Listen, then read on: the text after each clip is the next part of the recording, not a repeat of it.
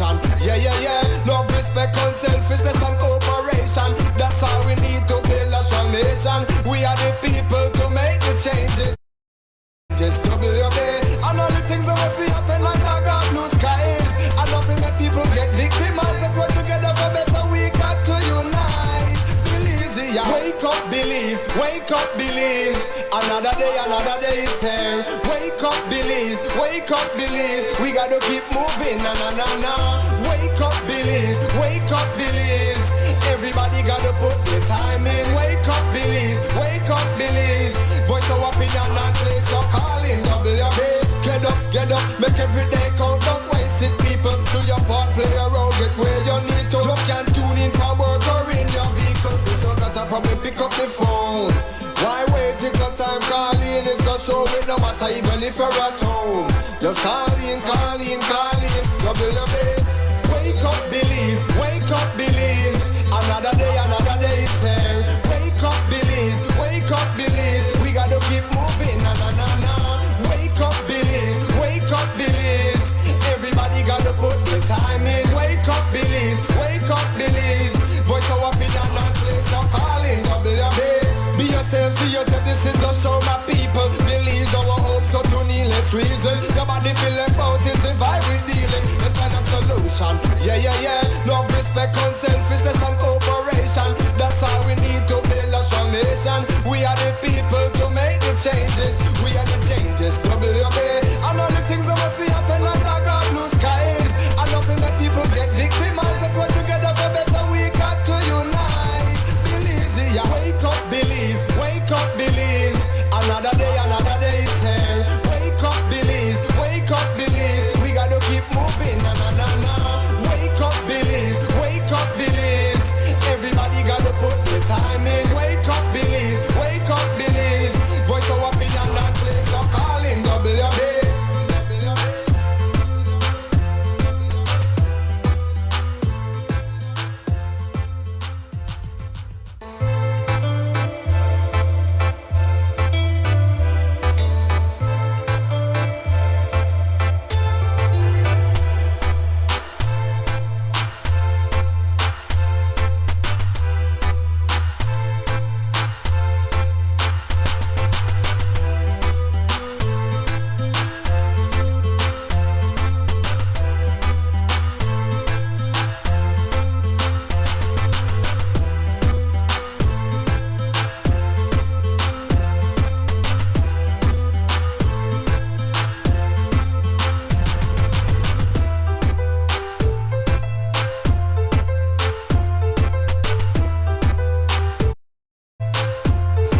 All right, welcome. This is WUB, Wake Up Belize Morning Vibes. It's Friday morning. It's the 3rd day of January 2025.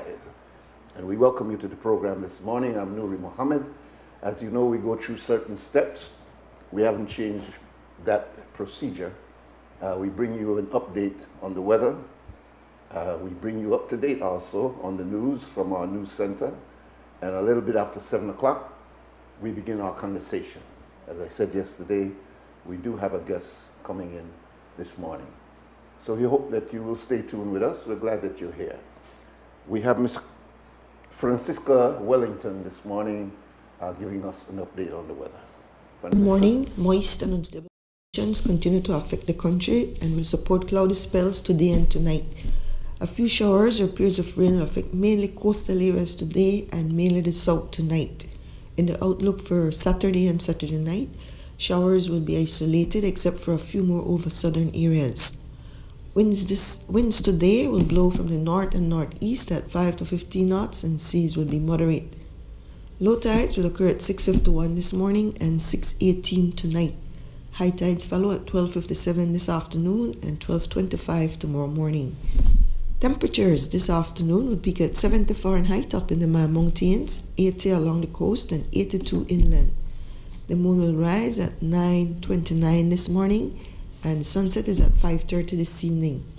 In the sargassum forecast, latest satellite imagery suggests that there is a slight increase in sargassum in the area. However, chances of sargassum affecting beaches and any potential impacts remain low. That's the latest from the Belize Weather Bureau. Do have a pleasant day. The first private radio in Belize since 1989, Creme FM presents news. Informative, accurate, current information, local, regional and international news, weather and sports. And now, the news.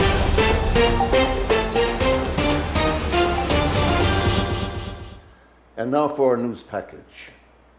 A tourist reportedly drowned off the coast of St. George's Key in the Belize district. Reports are that 67-year-old man from Florida, United States, who has been identified as Rajan Nayar, who snorkeled near the key when he started having difficulties on the water around 10 a.m. on Thursday.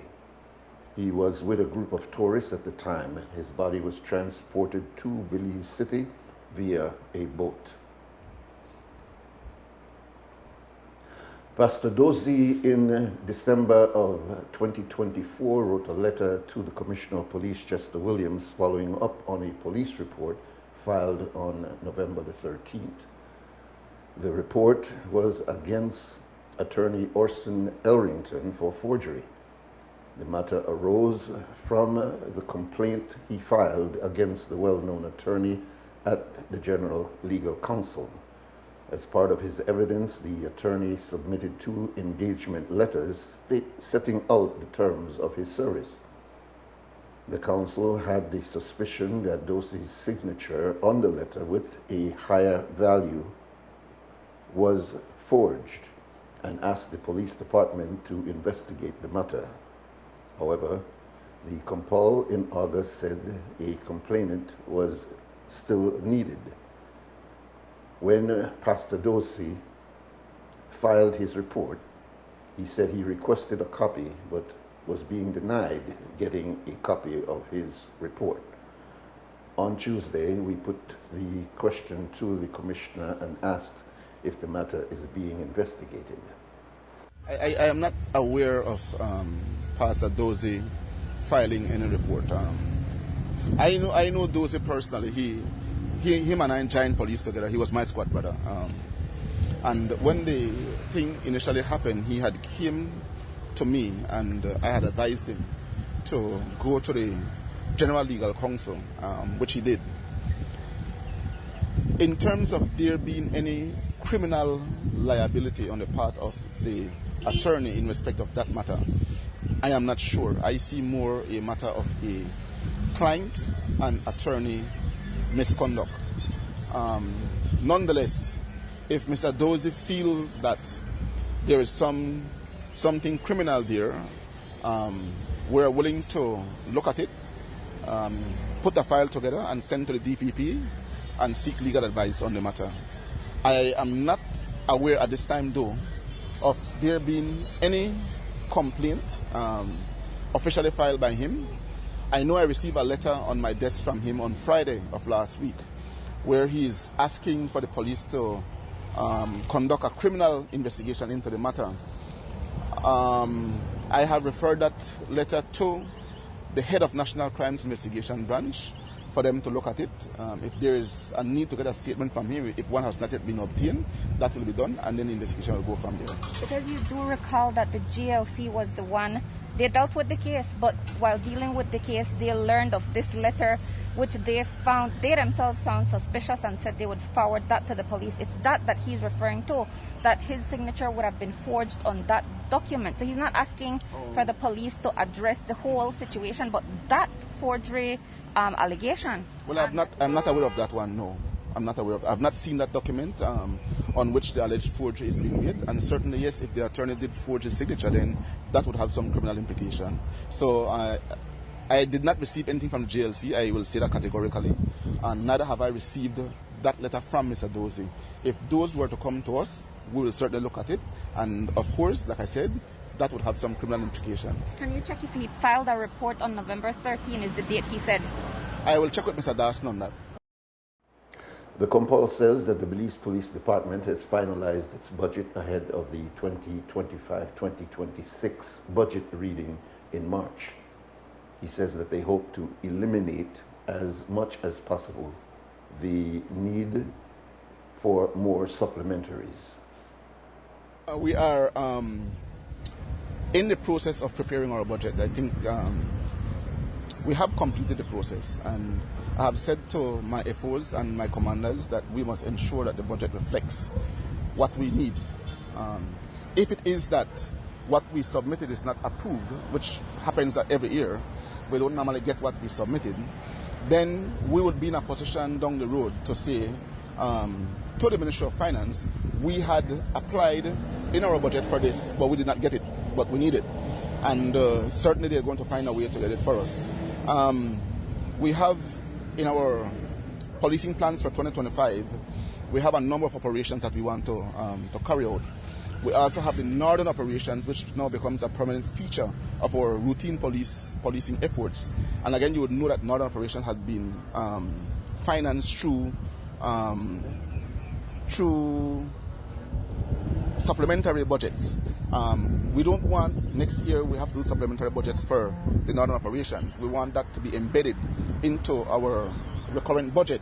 So with the northern operations and the local operations that we want to do to be able to address the crime issue, the increase in police officers, the increase in police stations, because we have police station now in Santa Elena, which was not before. We have another police station in Dangriga. We're going to open a police station in Kontiki. We're opening a police station in Orange Walk, Trial Farm. So with these new decentralized locations of police, it is certainly going to call for more money. And so those are going to be reflected into our budget. Likewise, our fleet, some of our vehicles are already dilapidated and needs to be changed. So we're also including in our budget monies to be able to purchase vehicles in the next financial year. December 2024, even as the police department continued bringing charges of being a member of a gang against individuals in Belize and the Kaya districts, at least one person saw such a charge dropped that same month. It is not the first time that this has happened, and on Tuesday we asked the Commissioner of Police if these charges are merely holding charges and how difficult is it to gather the needed evidence. It is certainly a difficult task, Marisol. The threshold is high, and we are looking to see what can be done to amend the law, not to make it easy, but for the prosecution to be able to prove more easily that these persons are gang members. Even you, in a society without any legal training, you can see certain people operating and you can know that they are a gang, right? But the legal requirements is extremely high. Certainly, when we do charge for that, it's not a holding charge. We charge because we believe we have the evidence that these people are gang members. And we will go to court with whatever evidence we have, and try our best through those evidence to demonstrate to the court that these people are gang members. We are looking at cases in the Caribbean, like Jamaica. They have had a number of these cases ventilated through the court system. So we're looking at those cases to see if we will be able to use them to make our cases stronger in terms of demonstrating to the court that the activities of these people could only lead to one conclusion, that they are a criminal gang. So we'll continue to work at that. Our news package for this morning, the third day of January 2025. There's more news coming up in the program that follows us, which is the Morning Stew. That comes up at 12, another at 3, and at 5:15 on Creme Radio, you get the full news for the day. Here on XTV, we bring you the full news broadcast with the videos of every interview live on your television or your monitor, and that comes at 6 o'clock this evening. It's now 15 minutes to 7 o'clock.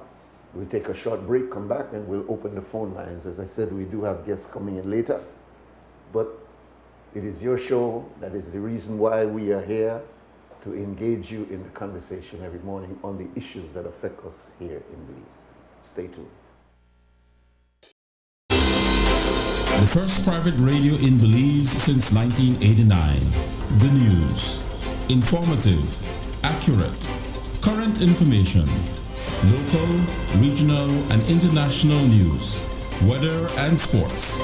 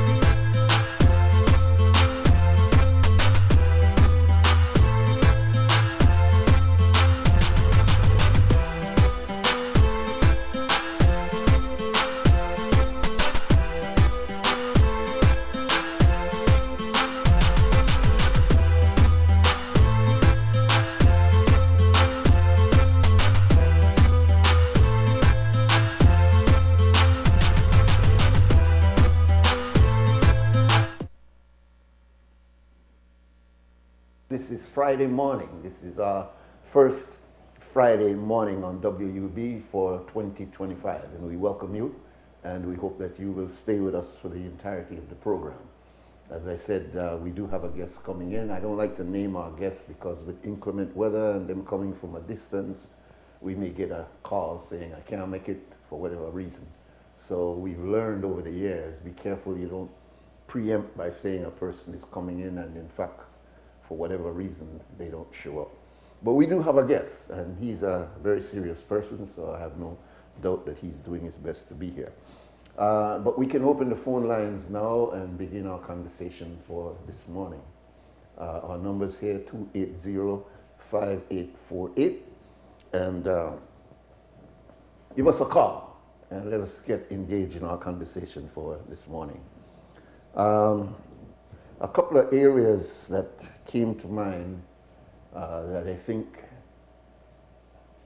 are important areas for our consideration going into 2025. And I think on most of our minds is this, what is going to happen in regards to Guatemala and their continued aggression, their continued incursion into our waters, their continued provocative moves into our waterways. There's no way with the sophistication of GPS and all these other navigational equipments that you have on all military equipment, whether it is a boat, whether it's a plane, whether it's a tank, whether it's just an ordinary officer out there with his GPS, they don't normally end up in an area that they didn't expect to be. That was not their plan. And so if the GPS is telling you this is the demarcation line for Belizean waters, then you ought not to be over in this area with the excuse that, you know, your equipment was not working properly. And then what we see and continue to see in the Sarstoon, and the optics are clear. These are not people who are sitting friendly on the side of their river, their side of the river, saying be careful. These are people who are actually aggressing, going on. The last pictures that we saw, not only was there a display of weapons, but the boat actually rammed into the boat of the Belize Territorial Volunteers. Now, the government has said, and both government has said, is that Will Mejia and others who continue to be in that area testing this lack of protocol, I could use that term, is in fact provoking the Guatemalans. But there's another way to look at that. If we recognize that Belize is 8,867 square miles, if that is enshrined in our consciousness, it's enshrined in our constitution, it's enshrined with how we see Belize, then why is it that we should be afraid to exercise our right to be in those areas? You can say, well, you know, that's an area of dispute, and so let us not provoke this huge military that can come and squash Belize. I don't like those rationales because there have been so many examples in history where big powers coming against small powers are defeated in their process. Now, I'm not going to go biblical, and I'm not going to go only some of these historical examples like Vietnam. But the fact is, we ought not to be telling our people to cow and be afraid and be unsure. And we should not breed that. If we're the leadership, we should breed a level of intestinal fortitude, if you will, that makes the world, internally Belizeans, as well as the environment around which we live in Central America, and the world itself, because we're in the media, that people would see that as small and as humble and as ill-equipped to deal with a military the size of Guatemala, what they read in our words, what they read in our responses, what they see in our posture, what they hear in our media, our Belizeans resolve to ensure that you're not a punk way, you don't just want to walk in and we don't send up, we don't act as though everything is all right. No, we are going to show you to the degree of what influence and whatever power we have as a small nation, we will ensure that you understand that this is a David and Goliath situation and we're not going to back away. That attitude, I think, needs to be worked on. I think that the last official report we got from the Foreign Minister, Francis Fonseca, was encouraging because the way in which they worded their press release or their letter of protest to the Guatemalans did include a little bit more, I don't want to use testosterone because somebody else says, see, they try put it as one man thing.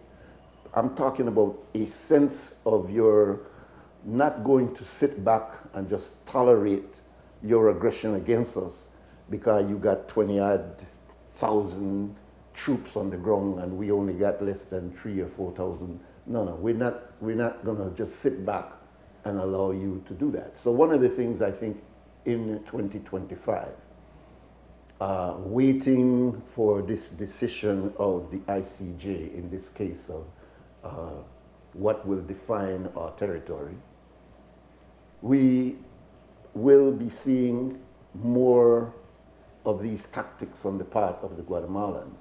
So it's a matter of time before we see it. I think in 2023 and 2024, there were at least 2 or 3 in both years. And no doubt, we are going to see this posture.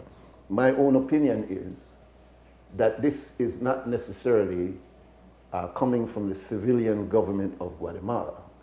They appear to be, at least diplomatically, trying to build this relationship with Belize, which is not a new relationship, by the way. This goes back decades. Belize have been trading with Guatemala.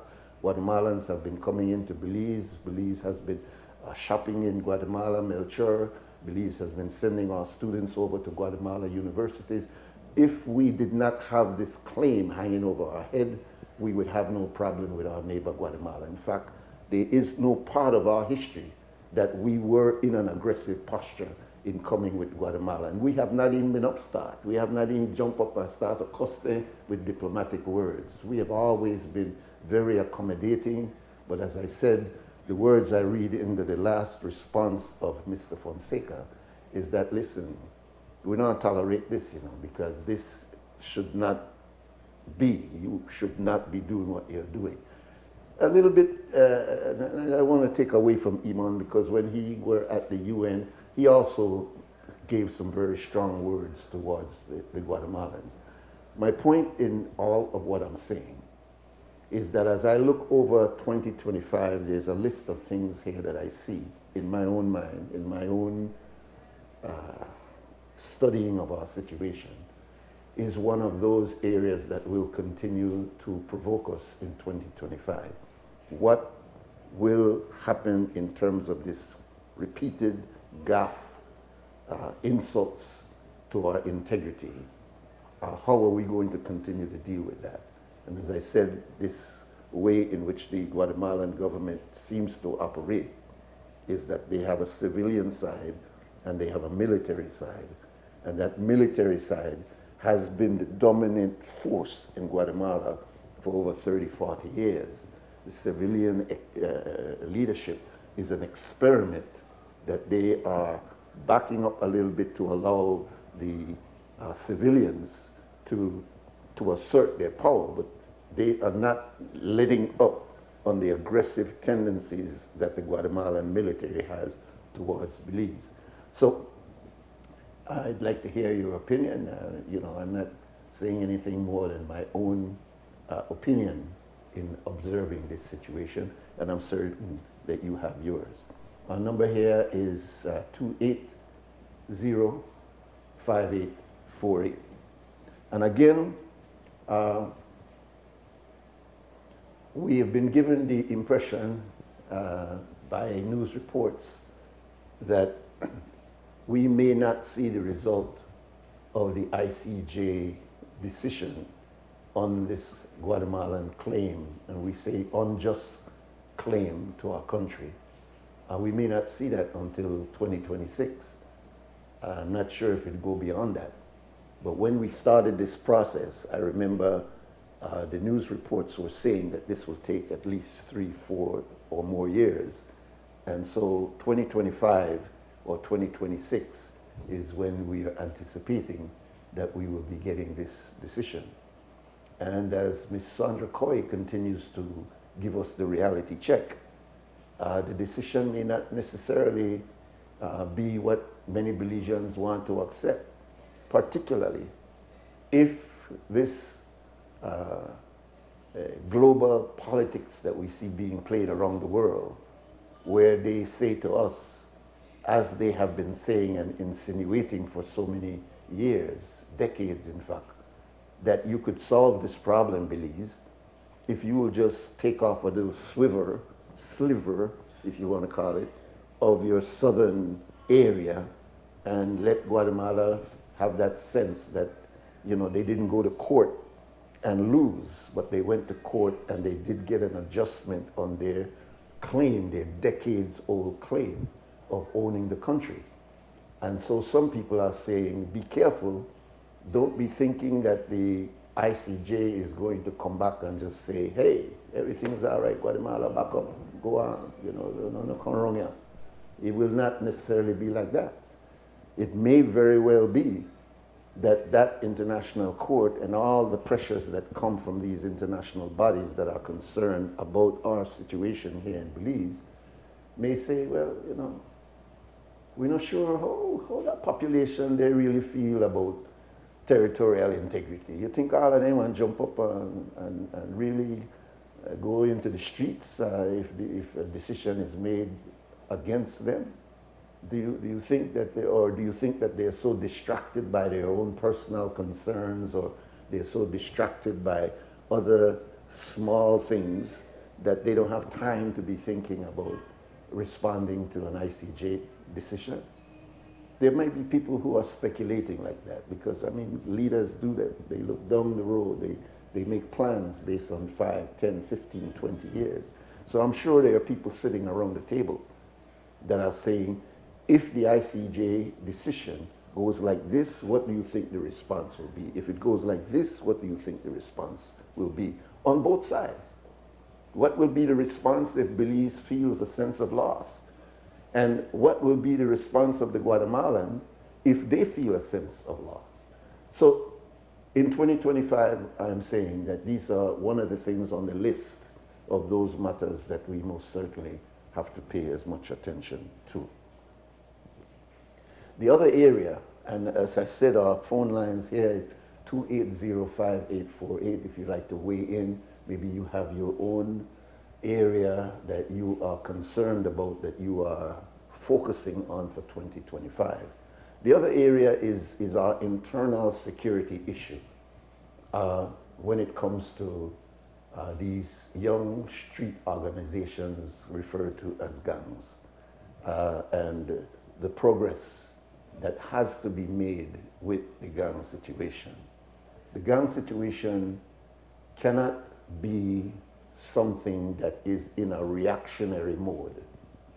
It has to move from simply reacting, police reaction. It has to have a broader way in which we are trying to deal with that problem. Why? Because that problem did not happen just as a result of a youth or youths committing crime. It has to do with a pattern in our socioeconomic history that produces that sort of misbehavior and delinquency. How do we know? Because when we look in other jurisdictions and see those elements, we see the same thing being produced. So when you look at the Jamaica situation, or the Trinidad situation, or the St. Lucia situation, or the Grenada situation, when you study it, you will see that the elements that produce that are also the elements that produce ours in Belize. So we don't have to go to the moon to try to find the solution to our situation in Belize. We simply have to study other jurisdictions that have gone through and are going through a similar situation. Trinidad is in a state of emergency as we speak. So it's important to appreciate that the strategies that has to be used has to be a sustained process, and it has to be a combination of several elements working towards that. That was the vision of the LIU. As a matter of fact, the concept of a multi-prong or multi-approach to the problem of gangs started long before the LIU. There are documents to show that we have recognized 20 years ago that we cannot make this only a police issue, but we have to make it a comprehensive issue, and that everybody has to be sitting around the table, and that the groups like LIU simply becomes the sort of coordinating group for all these elements that should each have their own agenda item to address this problem of guns. So the gun problem, which has to a large extent been the focus of the police department, and I must say that the police department has done a stellar job. And I guess it's because I'm looking at other areas that they are also working on their situation. And the statistics like murder count, the statistics like how many incidents have we had since our last SOE. All of these are important elements in understanding, is your program successful, or is your strategy working, or it's not working. And from the statistics that we're seeing in Belize, the numbers that we're seeing in Belize, it's a sign that what we're doing, what we're applying, is working. And what we need now is to not allow what is presently working to just dissipate, as what was working, for example, with the CYDP dissipated as a result of politics, as a result of certain other initiatives that we have started, dissipated because of political issues. If we can sustain what we're doing now with the LIU, with the multi-prong approach, if we can make it a reality, then we can see this being a much longer period of sustained peace, as opposed to, oh, this is only a little 6-month thing, and pretty soon we're gonna jump right into another state of chaos, as I indicated yesterday. So indeed, making progress with this sector of youth is one of the challenges that will face us, as it has faced us in 2023, 2024, and we're going into 2025. But we're going into 2025 with a better report card than if we did not have the kind of statistics that we are seeing now. It could have been chaotic. It could have been like in Trinidad, that we started the new year with a state of emergency. It could be that things just get so crazy and wild outside that it becomes a police action only. But what we're seeing now is a combination. Police action is there, but there are other social and psychological and other elements are involved in it. And this is coming primarily as a result of this combination of forces called the LIU. Now, I listened to an interview last night, and Dominique, the chairperson of the LIU, very articulate, very talented, and we wish her as much success as we possibly can. We're genuine. We feel very good about her. I was a little bit concerned about part of that interview last night, and I'm more putting it to the provocative nature of the interviewer, who always, in my opinion, he's an excellent journalist. I mean, probably one of the best we have in the country as an investigative journalist. But he's a provocateur, and he knows how to put his questions in such a way to get the desired result. And I felt that Miss Morales last night was put into a situation to sort of defend her position in compared to others who are also in the task. And when you start getting into personalities and et cetera, we've moved away from the product. We've moved away from the issue, and we're now dealing with the element of personalities. And that's why I felt that this interviewer and the way the response came would almost put Ms. Morales at odds with the Commissioner of Police. And I think that that is a very dangerous thing to do, because what we're trying to do is to avoid splintering our efforts to try to deal with this problem. So why would the interviewer, recognizing that we're already dealing with a very vulnerable group and a very, very, delicate structural thing that we're trying to put together here, why would you provoke a split in opinions and a split in approaches, etc., just to make it look as though Chester he going one way and Dominique she going one way, and that's why I tell you about this thing, and then people can't work together. And so why expose our vulnerabilities? Yes, we are a people. And I can tell you with my own personal experience of having worked with both administrations and having worked with this particular issue over the last 30, 40 years, that the problem of it not working and not being sustained, and I'm telling you from being on the ground, it was never because of the youths not working together. It was never because they refused help that was coming from government to assist them. It was never because they just no one peace and they want just continue to be creative. No. When you study it, it was always policy. It was always how the government is going to deal with this. It was always, will the government work with this purely as a scientific objective, or will it be a political objective?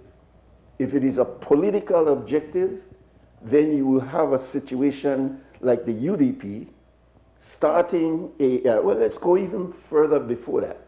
The PUP involved in bringing these youths together as they did in 1991, 1992, and getting them to start working together. They were painting the Poslow building, they painted the nursing school, they painted the big bridge, they painted the Belcon Bridge. They were working together, Crips and Bloods. You had Junie Bars on one side, you had Arthur Young on one side, you had Tush on one side, you had Paddy Main on one side. You had these guys working in unity together. When the UDP came in 93, they dismantled all of that. They said it was a PUP program. And so these youths who were not looking at whether it's PUP or UDP, they were just looking at the authorities are finally stretching a rope out to try to help us. They got confused because we thought that this was government. They didn't see red, they didn't see blue. They just saw a government. But when the government introduced politics into it and said, no, we don't want to do that. That's the PUP thing. So we had 93 till 94 till 95 where the murder rate spiked all the way up again.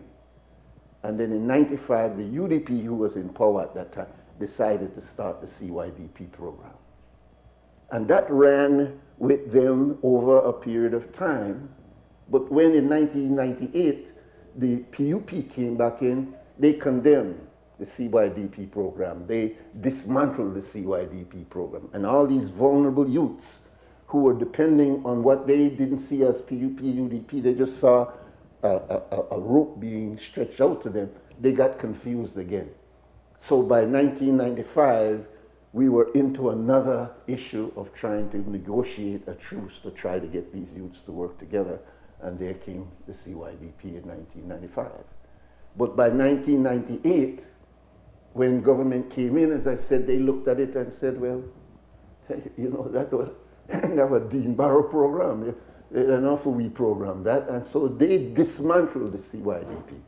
And the CYDP became null and void.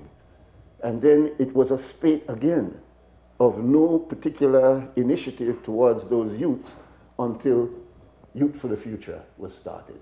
So And that was under the PUP. So I'm saying if we look at our own history of dealing with this same problem and how we as political elements have created the division and sustained the division, we cannot blame the youths for continuing to perpetuate the behavior that they have if over a 20 to 25 year period, we have not sustained what we started. We started to really engage and to bring them together and to work with them and to try to do some counseling and to try to provide them getting back in school, to try to provide some help in terms of opportunities for employment. We try to do all of that, then we stop.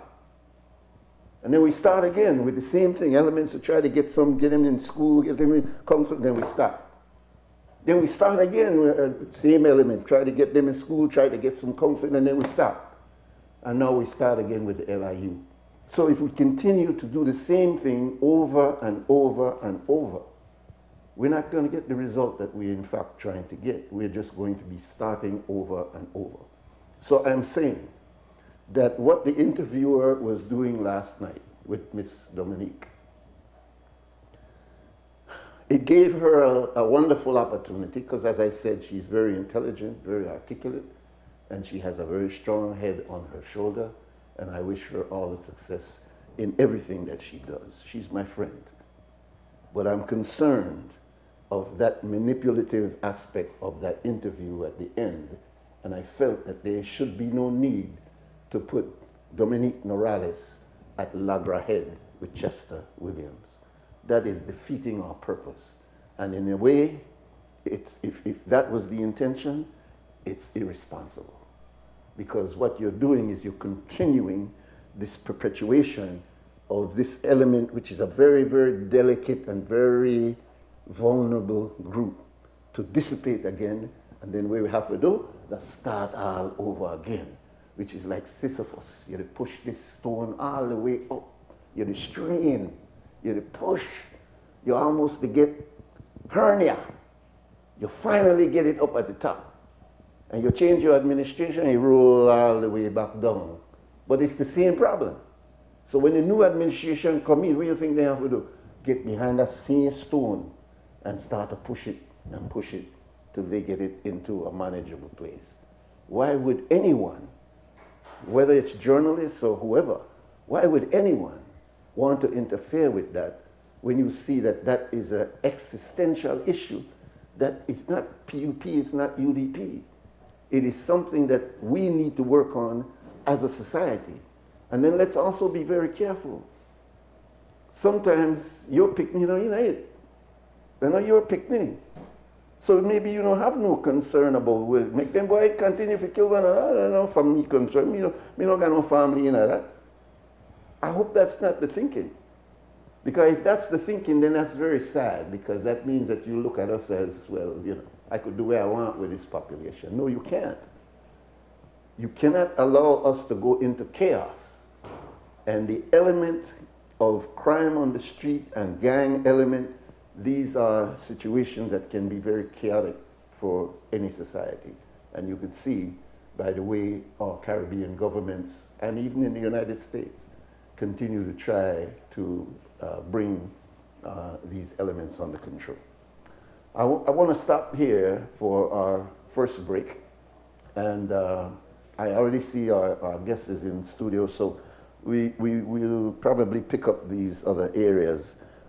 Just to run them down very, very quickly, I think we need to really explore the MCC, the Millennium Challenge Corporation, which was started recently in the United States, I guess to replace the USAID, because they seem to be doing something very similar. But they are here, and they are over a period of, I think, 5 years, going to put as much as 250 million Belize dollars into education and energy.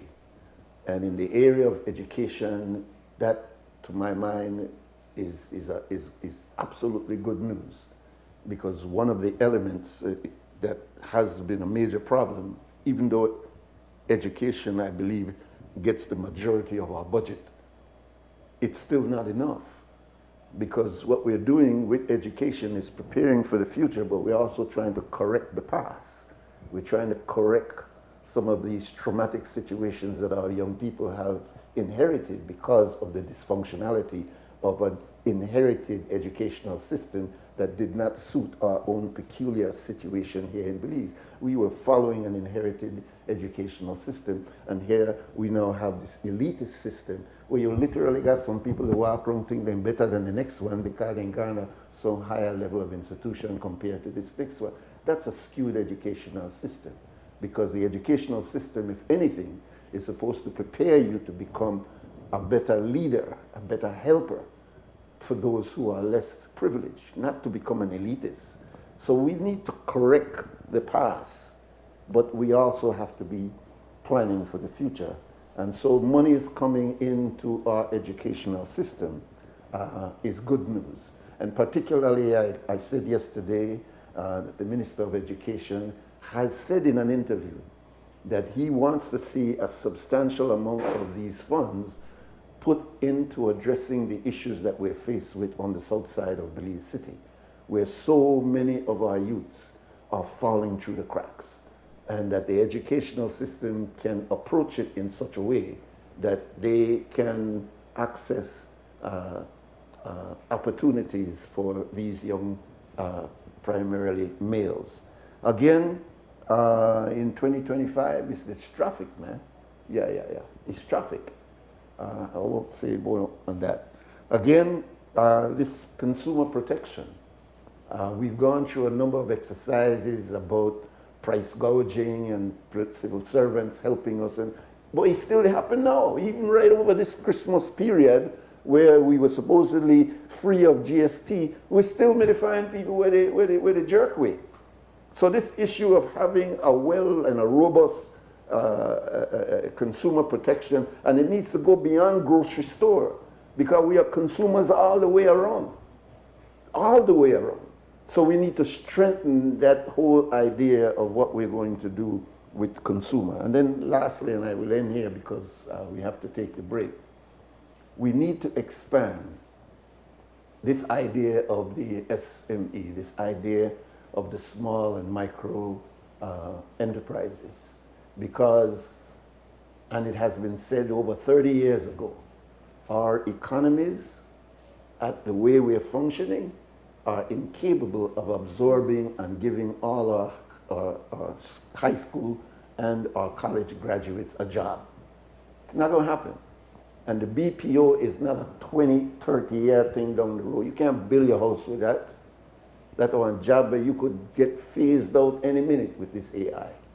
So we need to, be able to empower our people, provide the kind of training, provide the kind of seed capital, provide the kind of supervision in an incubator kind of approach to ensure that small businesses can move from panades to a higher level of production. And it is possible. It is possible. We don't have to be selling panades for 25 years. We can, and there are ways to move us up from where we are. What we want to do is encourage the entrepreneurial spirit in our people so that they don't feel, why I gone a tree place to get a job and then say no, and so I can't do nothing. No. Once you have that defeatist attitude, then you're going to be in big, big trouble. So 2025, these are some of the thoughts that came to mind. They need to all be elaborated, as I said. But these are some of the thoughts that came to mind. All right, we're at 26 minutes now after 7 o'clock. We'll take this break for our 2 cent scam, which is sponsored by Fort Point Security. And then after that, we have our guest, and our guest this morning is Mr. Jerry Enriquez.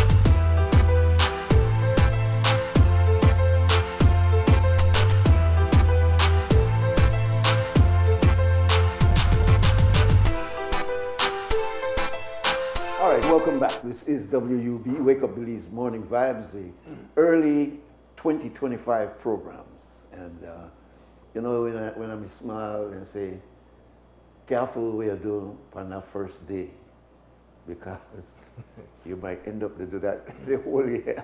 So try to make sure that first day of the year and the second and the third day, you're on your best behavior and you put the best foot forward. Because if you sege, you know, your first few days, it's an indication that you'll be there. One of these days we'll have some conversation on that, because there's a lot of people that actually believe that. But if I was to go back to believing that, then I've been trying to make sure that yesterday's program on WUB, which was the first for 25, and today, the second for 2025, we're trying to make sure that we put the bar high so that we can maintain that for the rest of the year. Millie pitch for 2025. We're happy to have our brother who has become like a family member here at Cromandala. He writes for the newspaper, you know, very, very in-depth articles that can be quoted. He has traveled internationally as the word nowadays is influencer, so I don't know if he will accept that, but he clearly has been involved in the what he does to bring a certain kind of consciousness to people, and he's been around the world in doing that. But Jerry has also been very much involved. I didn't realize that you would spend some time in the classroom and all. As a school teacher, he comes from a tradition of educators, and there's so many good things that I have learned about him in our friendship over the last few years. So I'm always happy to bring him on, because I know he doesn't repeat himself, and he is genuinely trying to get across the value of something that is very similar, very simple, very inexpensive, but very powerful. And that is the reason we continue to invite Mr. Enriquez to come. So with that long introduction, my brother, welcome again. Thank you for having me. It's a pleasure to be here. Yes, ma'am. Just before I came here this morning, as I drove from Bamapan, I have other errands to do in the city.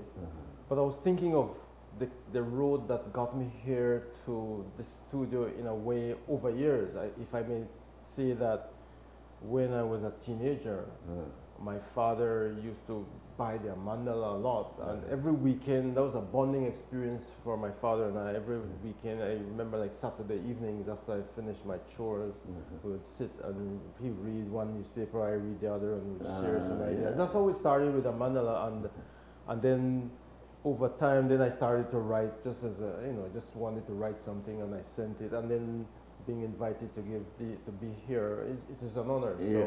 It's kind of, it goes way back, but it's not by coincidence. I was thinking that reading the mandala with my father, he was a very involved, very socially active person in my community in PG, and then sharing views about that. And then also when I was working with university, I encouraged the students, the American students, one of the assignments is to read the newspaper and then have some discussion on what's happening in Belize. So I'm grateful to be here. Well, I'm happy that you're here, I think, because of what this compound has represented, more than just freedom of the press. But it has actually been a forum for multiple ideas around a concept of empowering a people who had been taken down as a result of, you know. And even though its early reputation was that, oh, that one black thing, or it against Spanish, or it against white people, and, you know, so actually Cromandala's history has had to wade through a number of false accusation as to what its intention is, and for it to be surviving now over 50 years speaks to its integrity. Of course. Because there have been many who, particularly now where so many newspapers around the world are imploding. You know, New York Times editor is saying recently, if we're not online, we can't survive, because people just don't pick up the newspaper anymore. So for a mandala to have, and mandala by extension, because it has grown with the radio and the television, for it to be doing what it has been doing and still have credibility after all these years, and to attract people of credibility, speaks a lot of its early intention. It's an honor. But let me stick today to this idea of what you bring, because we're faced with a number of challenges, which, because of my being in the field, I recognize very strongly, Brother Jerry, that we're not really looking for a solution, because the solution appears to already be there. It's how to work the solution together for a collective benefit. To my observation, that seems to be where the problem is.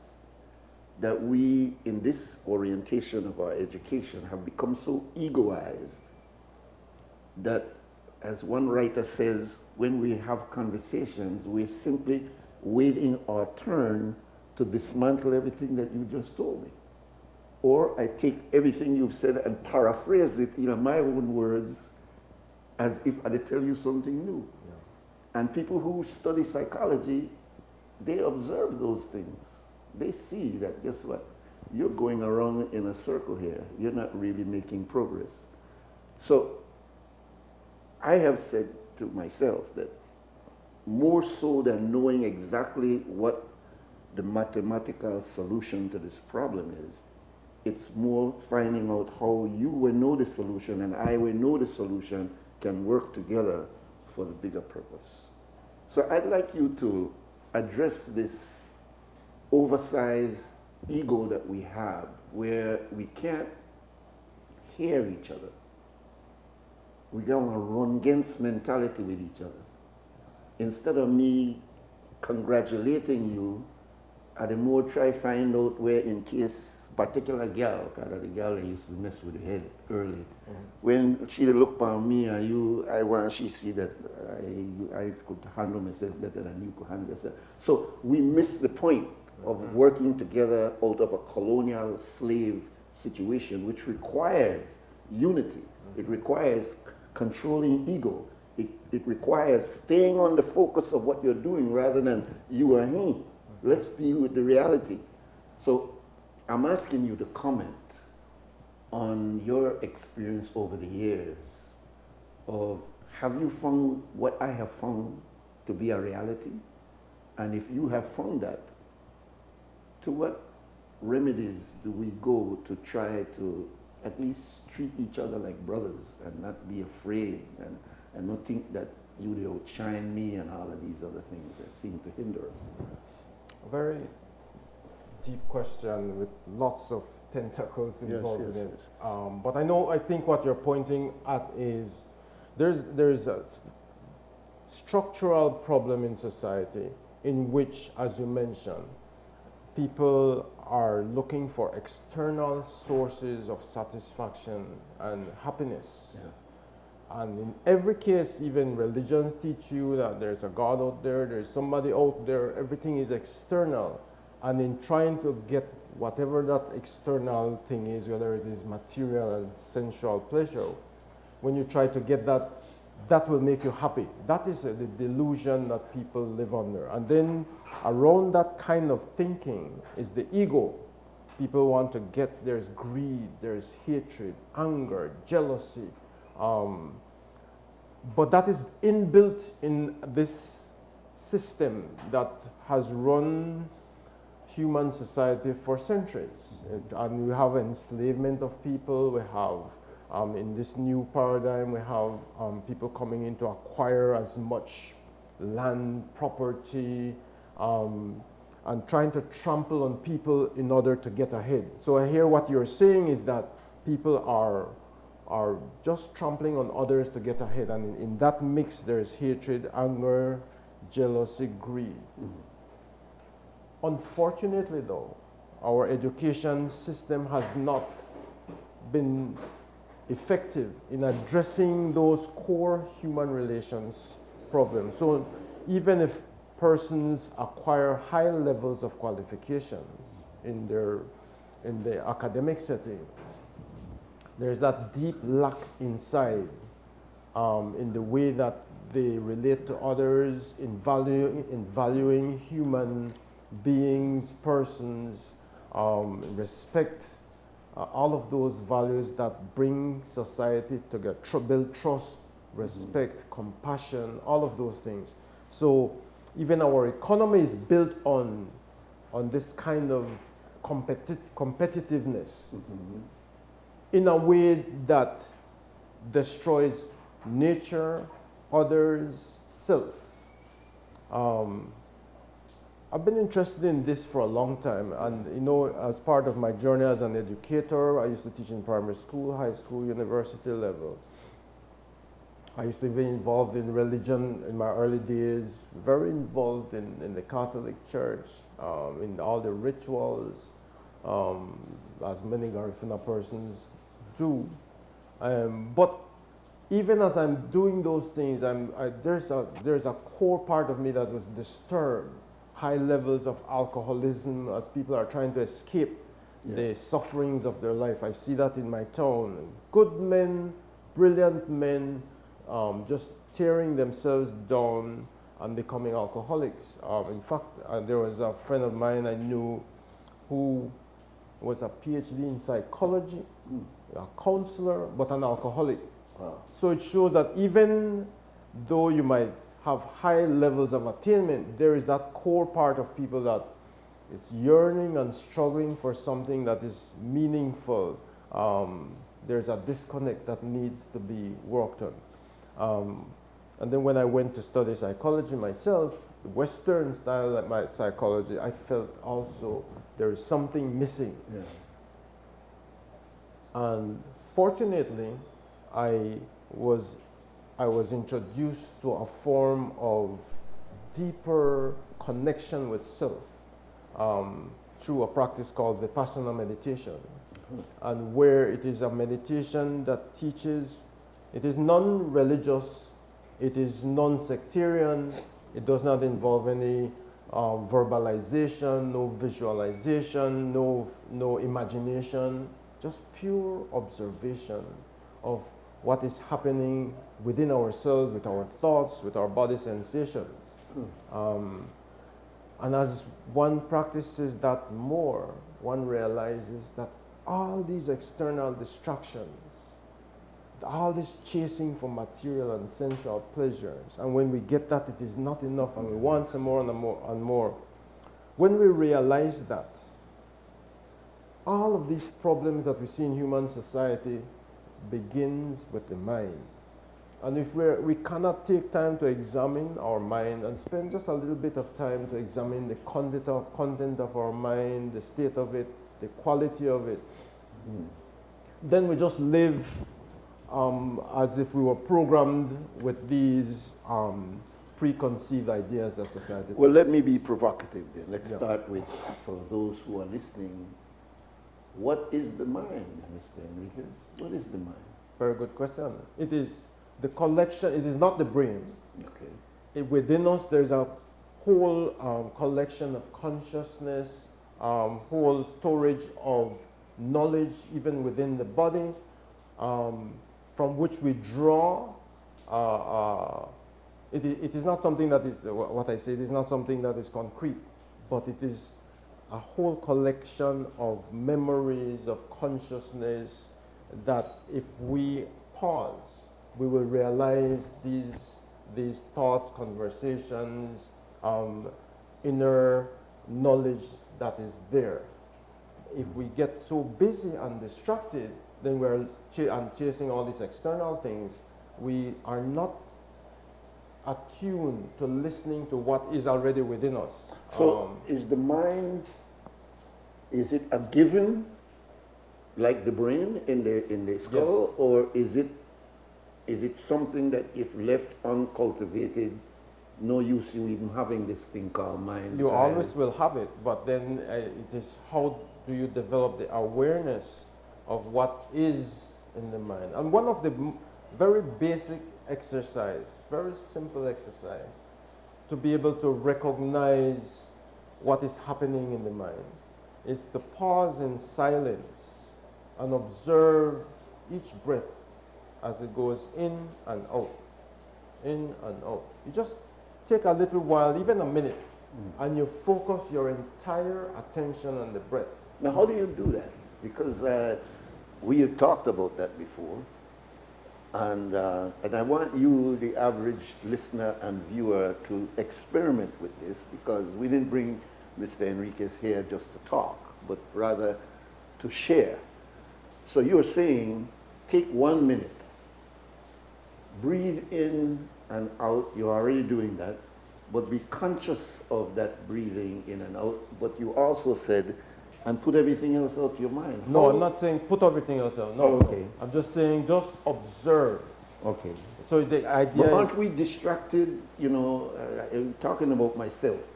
I can be very silent, I can be breathing, but then I think about something and I come back. That's what I want to get to. Here, yeah. So as you observe the breath, you will notice how distracted your mind could be. Because as soon as, and it's not intentional breathing, it's observing the breath, the normal, natural breath. Just the way as you it breathe. goes in and out. No change, no change, just observing it as it is. Whether the breath is long or short or deep, observe it. What you will notice in the first few, maybe the first 5 seconds, is that as you observe the breath going in and observe it going out, your mind already wanders. It's gone. You're thinking of the past, or future, or fantasizing. It just shows how quite chaotic our minds could be. It's called in the practice like a monkey mind, untrained, untamed, because it is always wandering. And it is in that wandering of the mind that all kinds of thoughts come, all kinds of emotions, but isn't and that then where, people just react to it. But And isn't so that there's where no our brilliance intentional. is? Isn't that where, like a creative person would say to you, what Brother Jerry? That's how I become creative, to let my mind go all over the place, and then I could put all of those. But it's not stopping that from happening, it's observing it.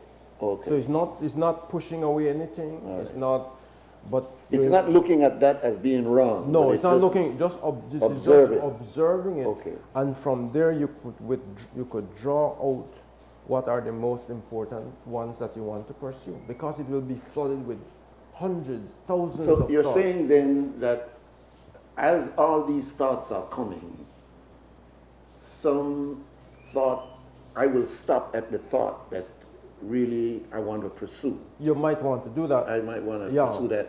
And what do I do after that? Once I recognize, yes, this is an area that I want to focus on today and for next period, how do I do that? Then you want to pursue that for the greater good of yourself and others. But All right. Well, give it me is an in this- example, because I'm really trying to break it down But let's to kindergarten focus, level today. Let's focus on the practice first, then we'll Okay, go. all right, good. So the first practice then, and the purpose of the practice is just for people, it is a deeply healing practice. Right. It is calming of the mind. It also calms the body and also have an impact on the hormones of the body. So in the training that many people do, we go for 10 days in one of the centers. And for long periods of time, an hour at a time, we wake up like 4 in the morning, we start meditating at 4:30 in the morning in 1 hour periods until about 9 at night for 10 days. No talking, but it is like a boot camp for us who are training to be able to delve deeply within ourselves. And the deeper you go, the more deeply you realize that there is a storehouse of so many thoughts and emotions that we probably did not recognize was there and was keeping us back from being the best of ourselves. And that was making us just react moment by moment, and many times unintentionally. It's just reacting to different experiences without being able to see things clearly. So the purpose of the exercise is to develop that skill to see reality clearly as it is, because many times we are so harmed by so many experiences of the past that we tend to see life through the lenses of those harmful experiences. And if those are not healed, then the hurt that we have within will continue to hurt others, and it will spread. Hurt people will continue to hurt people. So the purpose then is to see reality clearly, as what the Vipassana means, to see things clearly. And the clearer you see reality, the more you can deliberately act upon reality rather than your impressions or concepts of that reality. So that's the purpose of it. Yes, and I get the sense of the exercise. I think where I am lacking in clarity is in how do you move from a confused mind who is uneducated, follow me please, or miseducated. How do you get that mind that has finally learned how to follow an exercise like this and to go deep? But when you go down deep, the individual is shallow, not a day, because he never did develop any kind of structural or scientific way to think. He's basically just been living in his emotions, living in his bodily needs, etc., etc. And then he meets Jerry Enriquez, and you teach him how to center himself in order for him to go down to those thoughts that would be of benefit. But if those thoughts are not cultivated thoughts, they're not thoughts that are going to work, then what does he find when he goes deep down inside of himself if it's hollow? I hope I'm not, that's not confusing, right? It's not confusing, but then the assumption that if a person is uneducated and then go to school, what he can find there is hollow, is misleading. Okay, please because clarify it. Anybody at any level can meditate and observe their breath. Breath is breath. Just observe the breath, stay there, and extend the time. You could start with 1 minute, 5 minutes. And as you observe, you yourself will understand and find a sort of, you develop a calmness of mind. You're sitting there, you're not reacting. Whatever thoughts come, whatever distractions come, you bring back to the breath. So the idea is to bring your attention focused on the breath. So when you're into this, for want of a better word, meditative state, and you're focusing only on your breathing, every so often you're going to go off. So you're going to come back. You'll come back to the Always breath. come back to the breath. I see. And as you're doing that training, it's like strengthening your ability not to just react to anything. So you're calm, still, attentive. And as I said, there is no Christian breath or Muslim breath or breaths of different. It's just a breath. So you're just observing the breath and the natural flow of the breath. And as you develop that strength in observation of the breath, and you'll notice for longer periods of time you can hold that breath without the mind just wandering about, and you're observing it, this subtle breath, whether it is coming from one to the next. But I don't want to dwell into that more, the technique, but I want to say that people will, as you develop that, you also develop the sensations of the body. Okay. Right throughout the body. And sometimes people find out that because of their emotional state, lots of trauma is locked within certain parts of the body, and over time that builds illness. But as you observe and observe, it releases, and that brings its deep healing properties. So the idea is not to dwell on, people can dwell a lot on the everybody suffers. And so it's not to dwell on the suffering that you go through, but you take that, and that suffering could bring a lot of creativity. All life is suffering. And if we could use that suffering to transform ourselves and others, you've achieved a great purpose of life. So it is to transform the mind and through those kinds of practices. All right, it's a very scientific. Yeah, it's not just a feeling thing. It's now 3 minutes after 8 o'clock. We'll take a quick break. We'll come back and continue the conversation. And I do promise that at the latter part of the program, we'll open the phone line so that you may have some questions yourself about mindfulness and how it can benefit you and your family. So we go to the break.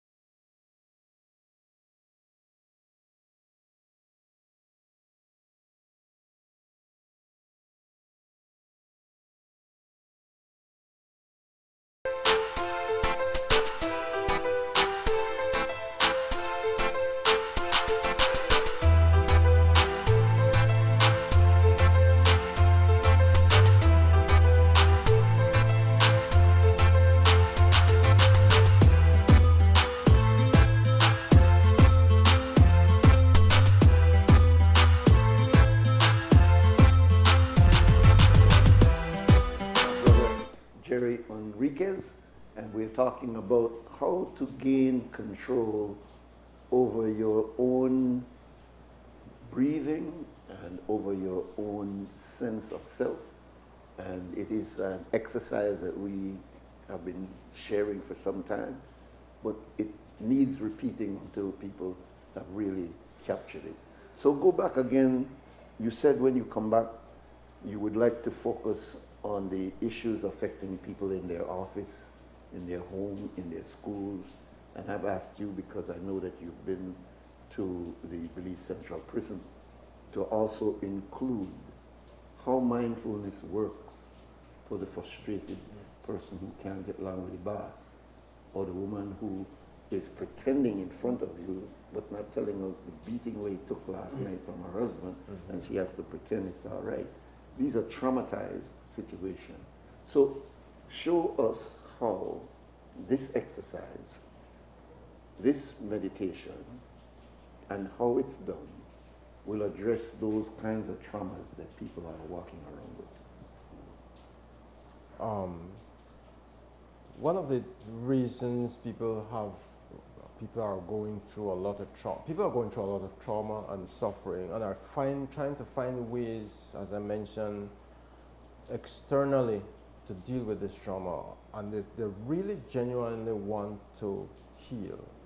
People go to church, they sit, they listen to a sermon, and most of the times, maybe for a little bit they find some comfort, but they go back to the same thing. And so to a large extent, I would say the churches have failed because of this. There's a consistent, just pre-established, almost like a formula. You go to the church, they read out certain prayers and hoping that there's a God will listen to these readings. Over and over and over, people sit passively and they listen and they go home, and lots of people have lost faith and not inspired by that. Or you will have a preacher doing his theatrical performance in presenting the word, and some people have a feel-good thing about it, but still they go back and something has not connected. Then people go to school and thinking that if you acquire a whole lot of academic achievement, life will necessarily be better. That's an apparent truth. But a lot of times people also, despite how much they've gathered, still have that suffering within and inflict suffering on others through their egos. Give us an example of this psychiatrist. Can you share? Yes. Yeah. I mentioned that earlier of the psychologist friend who was an alcoholic. Yeah. Even though he was healing others, but I think the missing link. Healing others but not healing himself. Yeah, the missing link. That's like a link. preacher who is healing others in his sermon, but he in his personal life is in conflict. Right. And so you have all of these ways in which people seek some kind of ways to ease the suffering in their life. So even going to the politicians for some level of support. But the mind and what is within is not touched in any way. And I think it's a responsibility that people could have and share to start to get inside of themselves and to learn the technique that will heal anxiety, depression, and all of that. Even amidst the suffering that they go through externally, there's a level in which they can regain confidence that things can be better. And so it is why I found for myself, even though I studied Western psychology, I was served as an educator, I was involved in religious rituals and practices and all that, I found that in going into myself, it made a huge difference in viewing the world, taking off all the preconceived and the habit patterns of the mind, and see reality as it is, that there is suffering in the world, that we could do certain things to get rid of suffering, the way we eat, the way we carry ourselves, the lack of exercise or lack thereof. We have to be conscious about what we're putting in our bodies and in our minds, and not to produce more suffering for ourselves, but it takes that kind of awareness, and we have to go inside. It is why Jesus went to the desert for 40 days in silence. It is why many other beings Yeah, Prophet go Muhammad used to into go themselves. go into the cave to Yes. be away from people. That's where he started the revelation. And what do we do? being away. What Yeah. do the people in? What do the religious people do instead? Clap at those people. Yeah, you went and sing to those people, Yeah, yeah. but that doesn't do anything to Yeah, ourselves. So, finding ways to get into ourselves and finding ways just to find that stillness and Yeah. silence and awareness of who we are makes a huge difference. So, I hear you saying a lot in that, Jerry, because in reality, we all have experienced trauma. And there are no traumaless people. We are, by human All beings. life You is used the suffering. word suffering earlier. We are born in struggle. Right. We're born in trying to overcome issues. But what we have noticed now with modern knowledge is that we can be traumatized by something that happened many, many years ago. And we can't reconcile that thing. So, almost like a sore, we begin to build a scab over it. It hasn't disappeared, but it's still there. But we have to move on with life. So we've moved on a year after the trauma, 2 years, 5 years, 6 years, but the trauma is still there. And so we become a very successful attorney. And we're winning a lot of cases. And everybody says, boy, he's one of the best in Belize. But in reality, we're not seeing him when he's away from the posturing publicly to see how he's not comfortable with himself. Right. I want you to speak to that attorney, that housewife, that person who has been going a long time without addressing that cloud over their real self.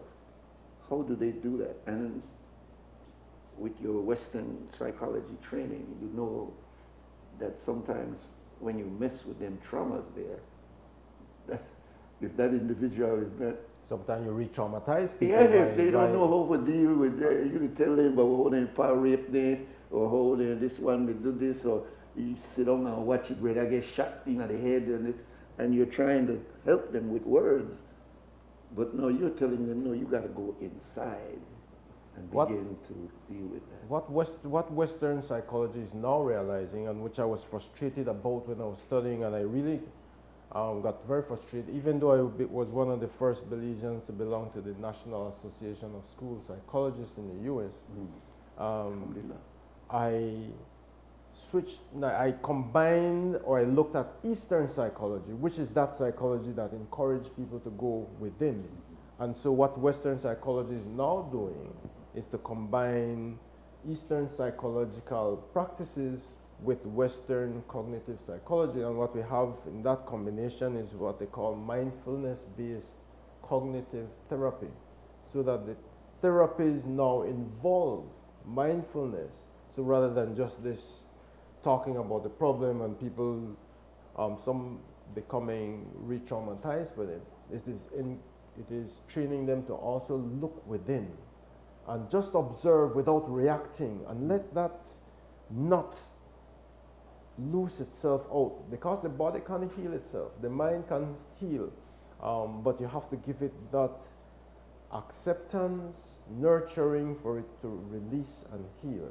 It is not a practice that I could do here in TV, and it took me several 10-day of Sessions, deep training, and then 20 days of silence and 30 days of silence and training to be able to recognize that we're missing out something in our society all over.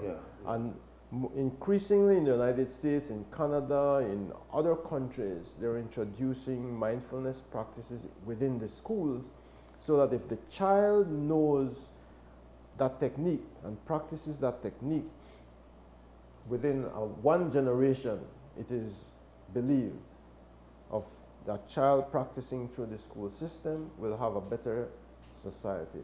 But they find out that anger problems go down, more positive human relations, more compassion, all of that. When children practice from early, they will know how to handle the difficulties of life, they will have those techniques. It was not perfect, but it's better than what we have, where nothing is done for people to really keep in tune and keep examining their mind and trying to find ways to calm their mind and to look at reality as it is, to address problems of suffering in ways that do not harm self and others more.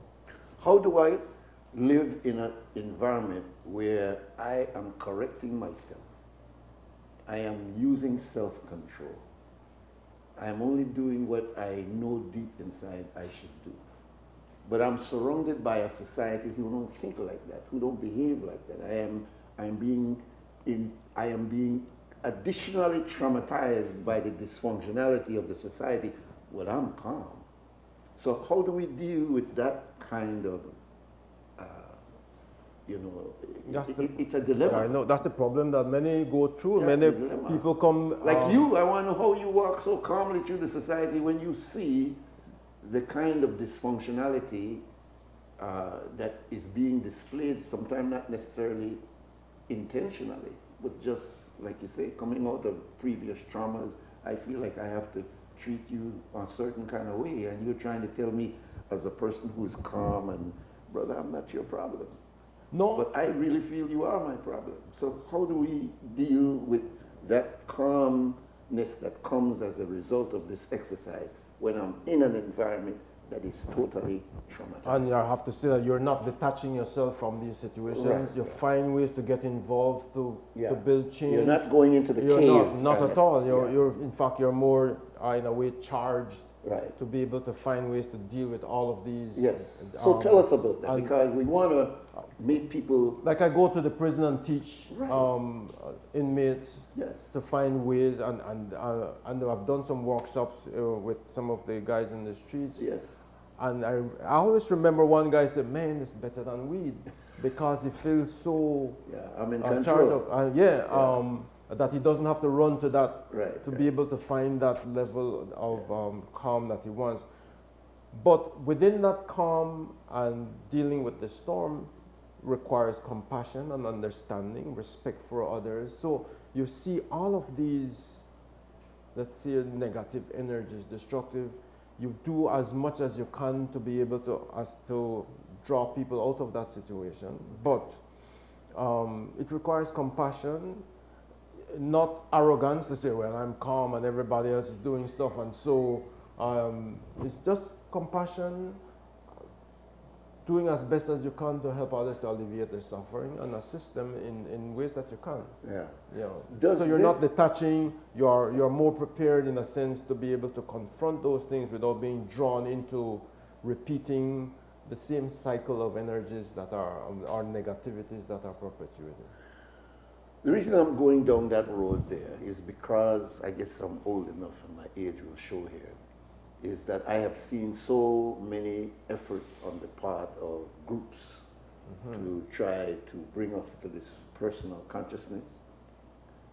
I could remember the Hare Krishna group in the United States. I've not seen them in Belize, who get out and they do the dance and in the Buddhists, we also see the level of calling on Yamno through the way in which they do it. But with all of that, you still continue to see people traumatized. You still continue to see even those individuals who have been able to free themselves, in a way, being entrapped by their environment of dysfunctionality. So I go back again and say, how do we be able to address that? The first call is coming in, so I won't avoid it. Welcome, caller. Good morning. Good morning. Yes, sir. Good morning. You want to ask a question of the brother here? Yeah, I'd like to. Okay, please. First of all, you don't mind if I should ask first? No, brother. I'm glad that you called. I'm trying to figure out what example we check on the truth in and something interesting, but is it a religious limitation? Is it a certain way that others can go that we're not going and lead us to a certain point? And a little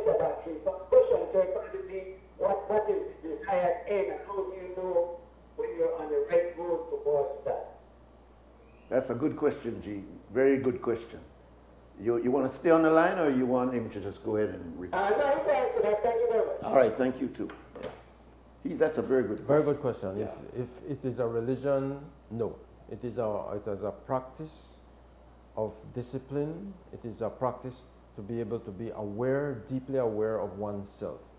And in building that deep awareness of self, then and acknowledging one's faults, acknowledging one's imperfections, when you are deeply aware of that, then you are able to more clearly understand the suffering of others. And so you're approaching them not in a way not to continue to traumatize them, and you're building a more harmonious society as an end result.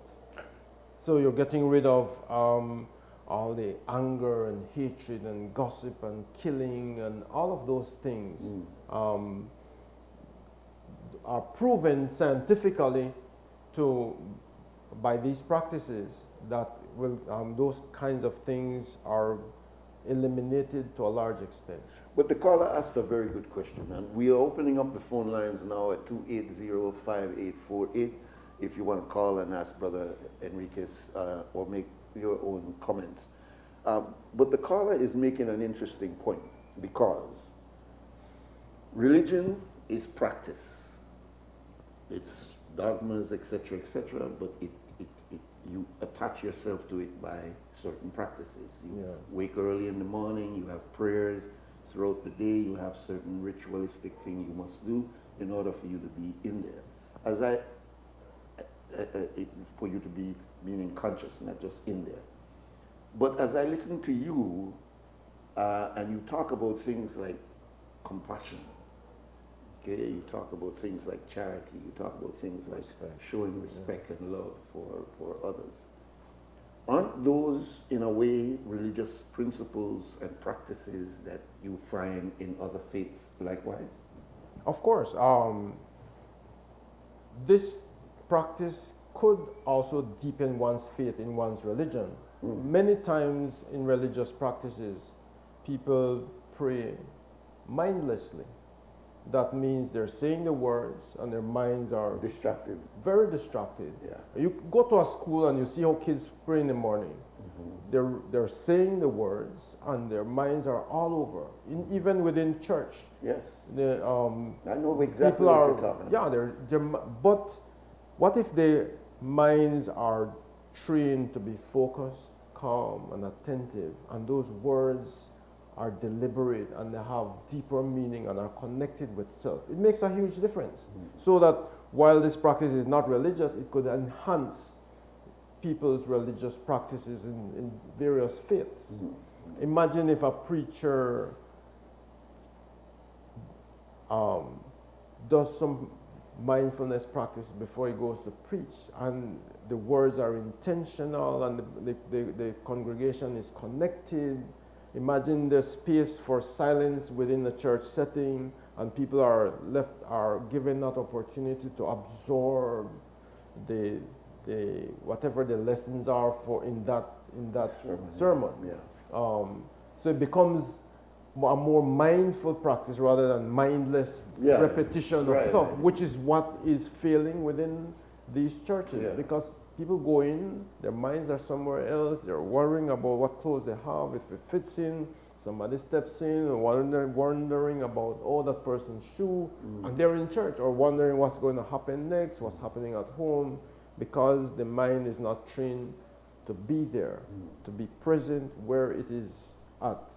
So that distraction, but with the training, could have a deeper and more meaningful service that people could develop the compassion and all. Sound like you need to write a proposal to government to make this thing a more consistent way. Well, or what we could do here at Creme TV is there was a time we had come and do a program. We had some training of teachers in the past government administration where they were trained as mindfulness educators. There was a 12-week training course that we had with them, and some teachers were fired up because they say, I am seeing the difference among the students. I remember the vice principal Maud Williams High School. She said, I'm seeing an amazing, we used to pass this is what she said, people used to pass the school and there's a lot of noise, people were wondering, and then suddenly the students were more attentive, there was a calm that they were experiencing. I don't know if that is continuing, but they were seeing results. Yeah. Let's take our next break, and we have the phone lines open now, so you will be able to call and to weigh in on a very interesting conversation with our brother Jerry.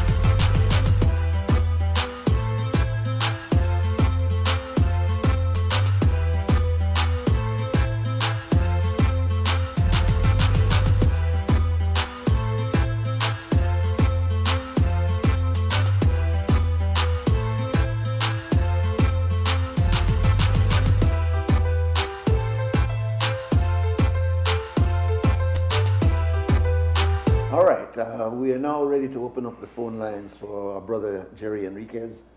Number here is 280-5848. You're welcome to call and to weigh in with your question. Thank you, G. Mike, for proposing a question, which is a very relevant question, because, as we said, some people would think there's no real difference between this and my normal religion practice. So isn't this just a religion by another name? As I mentioned, it could enhance people's religious practice, and as I mentioned earlier, also breath is breath. There's no religious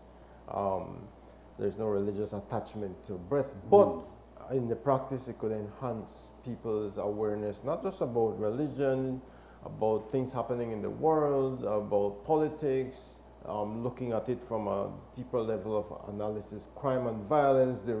The normal prevailing way to address crime is put more police on the street, let us attack these guys and get rid of, just have state of emergency. But we're not looking at deeper level root causes. These violence come from anger that has festered over a while, and if we look at that, and there would be a different kind of intervention into building the lives of people who are deeply hurt, traumatized, nurturing anger, and we look at only the end result, trying to put a band-aid solution. So what if we reorient our way of looking at all of this crime and violence and looking at what is there in the structure of our society that continues to breed this year in, year out? What are we doing to alleviate and to get rid of those kinds of pain that people are experiencing? What if we take interventions like we nurture, instead of a gang, we have a band, bring musical instruments, help these guys to express themselves in that way, or in art, or in gardening, or in other ways in which boys can organize themselves? What if we do those kinds of things proactively, while they also become deeply aware of their emotions and find ways to heal that? Well, what we're doing is, as it appears to be, more just addressing the end result of the explosion of anger and violence and hatred. So we band-aid these things with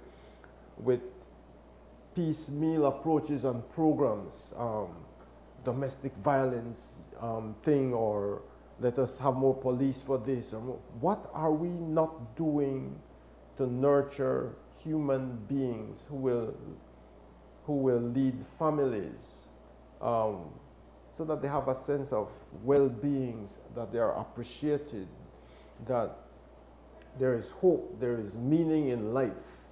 And in our economic system, we tend to gloss over that and not address the root causes. So if the Prime Minister should invite you to a cabinet meeting, it's a theoretical here to see how we would apply, and he says to you, Mr. Enriquez, I've heard and I've observed, and I've done a little bit of study on my own, and I see there's a value to this, and I would like you to run some exercises, etc., with some of my colleagues. I will ask the Minister of Education, I will ask the Minister of Human Development. I even want you to do something with the policemen, so I will bring the Minister of Home Affairs, I'll bring the Minister of Health. And I will ask you to sit with them and see if we could develop something within their area of focus, their portfolio, to introduce mindfulness. How would you respond to that? Very good question. I would like to see, for example, within the police training school, that part of the integral program of their training, just like they go jog every morning, just like they do physical exercise, they do these mental exercises to go deep into themselves. I would guarantee that after that training, their approach to people will improve. Just the approach to their own jobs would improve, just because of their centeredness, and they develop that discipline within. And for the other institutions, but the caveat that I would have, and it's not something that is easily developed, it takes personal commitment and discipline. So that while people could get all of this training on, if it doesn't, but how do you internalize it? Because there's years and years of habits that people have developed. Clearly, and so you're introducing this for them to just sit for 10 minutes, 20 minutes. People would prefer to continue to be distracted if they're not committed and disciplined to keep a daily practice to be able to observe their mind and to create that discipline that is necessary for life. And so you think that even at the military level where learned aggression is necessary for survival, that mindfulness would assist a person to maintain that aggressiveness but under his control? Interestingly, the US military is also involved in mindfulness training, so that even when you have the aggressiveness, you make decisions without just reacting. If you're now in the battlefield, you can make less mistakes if you're mindful in what you're doing in the battlefield. So it does not dissolve aggressiveness in a sense, but it makes you make decisions even instantly that are more mindful than just mindless reaction based on emotions. So even the US military, the Canadian police officers, in many institutions, if people just Google that, many institutions, in fact, the company Google and Apple have a section in their company for mindfulness for their workers, because they find out that you'll have a more positive work environment, a more creative work environment, if people could take that time just to pause and to be able to find that balance within themselves. The work environment becomes even more productive. It's interesting you say that, because I have heard, and it's going to be developed a little bit more later, that there are several companies in Belize, BEL, BTL, SMART, different government offices, that in certain jurisdiction it's being recognized that in the old days they used to have a prayer room. But because they're recognizing that there's multiplicity of religious ideas now, to call it a prayer or a church or a chapel is discriminatory. So they're really now starting to call it a space of self-reflection.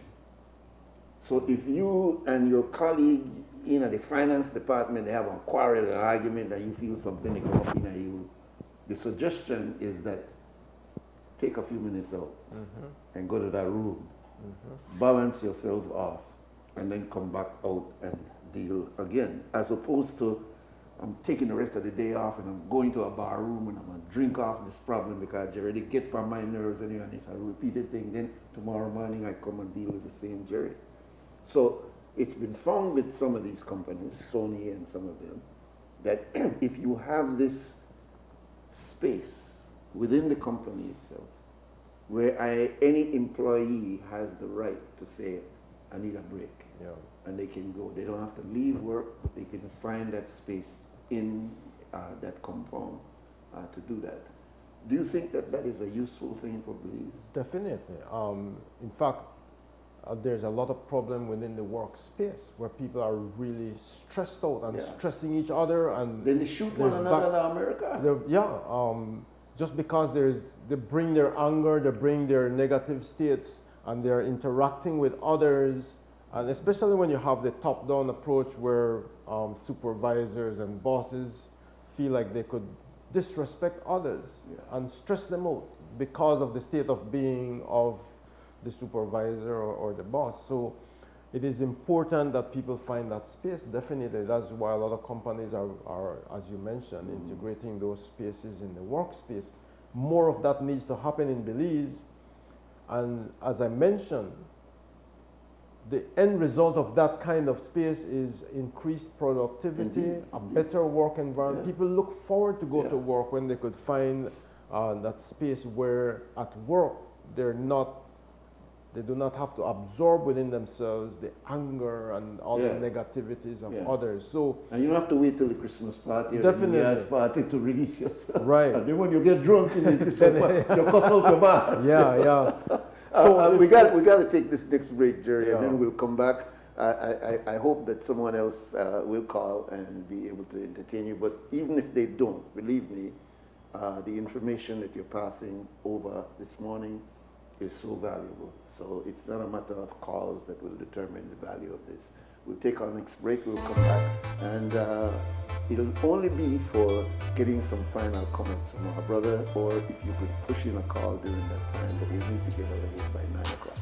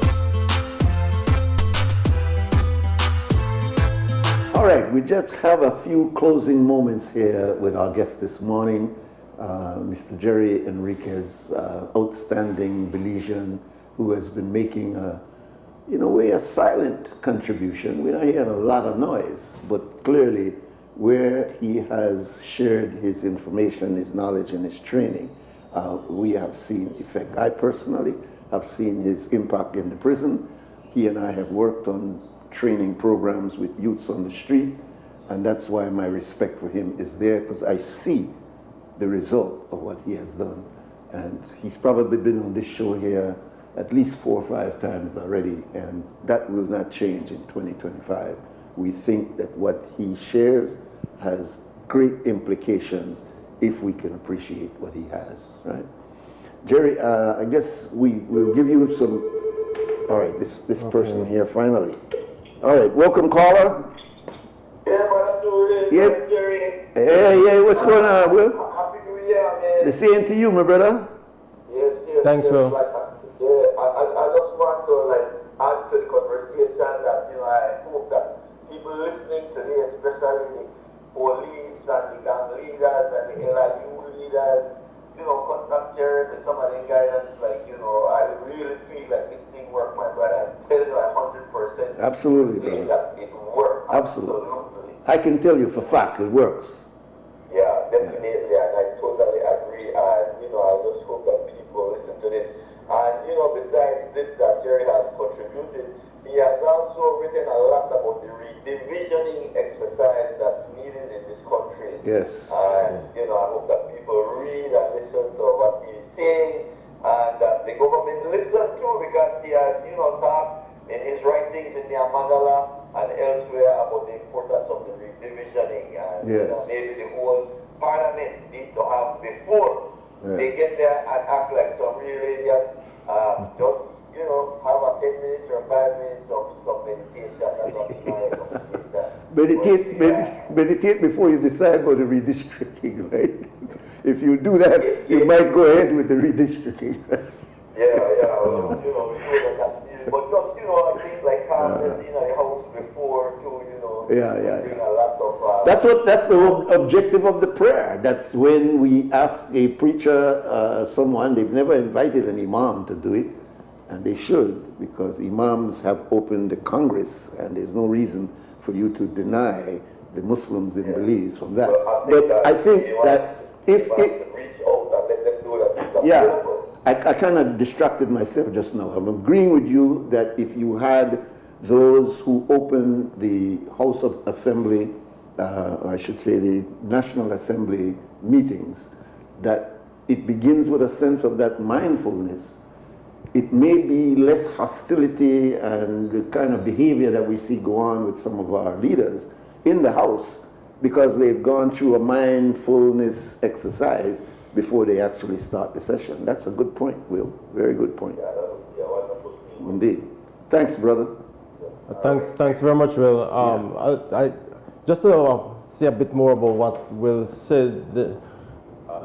What it is showing even in the Parliament, you can have mindless prayer at the opening of Parliament, because it's just repetition of a word, and people are not connected. But if each of them have that experience of pause, silence, and intentional observation of their whole mind and thought, things could be different in the way they approach even their governance. So that's right. Good point. And then the point about redistricting, it highlights the ego and the people wanting to hold on to power and disrespecting the citizenry and the Constitution just to hold on to old structures and power. So we need visionary leaders, visionary thinking that will respect the Constitution of Belize, that will respect the people of Belize, to say it is, when you take an oath of office, it is to protect and preserve the Constitution. So it's not, you're delivering your higher self to defend that. So just to say that to add to what Will said, apparently that is not done. There is this, over 4 years, there's all this kind of resistance to redivision fairly the constituencies of Belize. So that's another mindless thing that is happening, by the way. But I don't know. I just wanted to share that. What he has brought up, though, is the fact that you have been very effective in so many other genres, if I could say. You know, you're avid historian. Those who have read your writings on Garifuna history and etc. So you are not only in mindfulness, you know, and anybody who reads the Mandala regularly knows that you come up with a number of different articles. But to say that mindfulness is not a separate thing, you know, it guides how people. Exactly. It's your mindfulness that is causing you to do what you do. So it's not that you're mindful and that's right. That's right. Whatever you do, it is with a deliberate intention for the greater good of a society. So you approach it more mindfully. Indeed, so that's indeed. So it's almost it's a foundation for how you live. And it's kind of getting rid of schizophrenia too, or double personality, you know, or no make your left hand know what your right hand to do, and all the kind of things we've been used, which has really helped to traumatize us. Because we hold on to certain secrets that don't need to be held on to. There was the things where they hold you back. But how do we be brave enough to be able to come forward and say, I need some help with this. I need to be able to work with this. And that's a difficulty that a lot of us have, particularly men. So, Jerry, we don't have any point. We can't go any further. So we'll give you the last word. Well, I was just introducing that there is a practice in which people can fulfill themselves and find ways to balance their mind, their bodies. But there are, along with meditation, people ought to also have practices that respect their bodies, abstain from abusive language, abstain from slandering others, abstain from mind-altering substances, and be balanced in the way you eat. Sometimes we don't eat 3 meals a day, 3 huge meals. Respect your body and respect your mind, what you observe, and be careful of what you put into your body and what you put into your mind. And with that, I'd like to wish everybody prosperous New Year, one that they make deliberate intentions to improve the quality of their life through and going within and observing the state and quality of their mind, and then working on intentionally improving your thoughts, your actions, and the way you live your life. Thank you very much, my brother, and we hope that circumstances will allow us to bring you back again.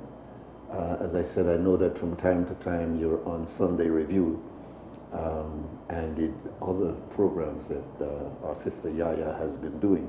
So you're being utilized, so to speak, by this media house to share what you have.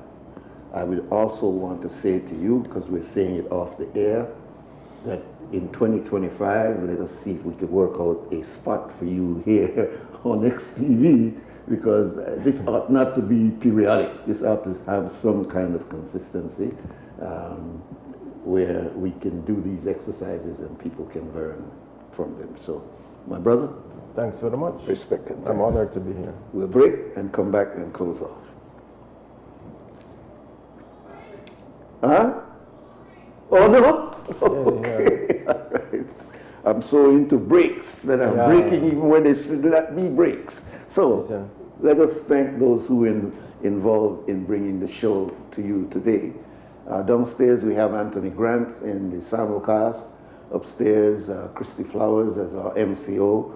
And not replacing, but standing in. Boy, that's the worst words to use is replace, because he can't replace Mr. Cliff. But he's standing in for Mr. Cliff, and that is our brother Harlan Wagner, who is very, very good at what he does. Thank you very much, Harlan. And you, the audience who stays with us, whether you're at home and abroad, we appreciate your being with us. Most High will return on Monday, God willing, and we will continue this conversation, the premier conversation in Belize, every weekday morning. So Belizeans, stand strong, stand firm, and do the right thing under all conditions. For now, we got Wake up, Belize. Voice of- Be yourself, see yourself, this is the show my people. Believe our hopes are to needless reason. Nobody feel left out, is the vibe we dealing. Let's find a solution.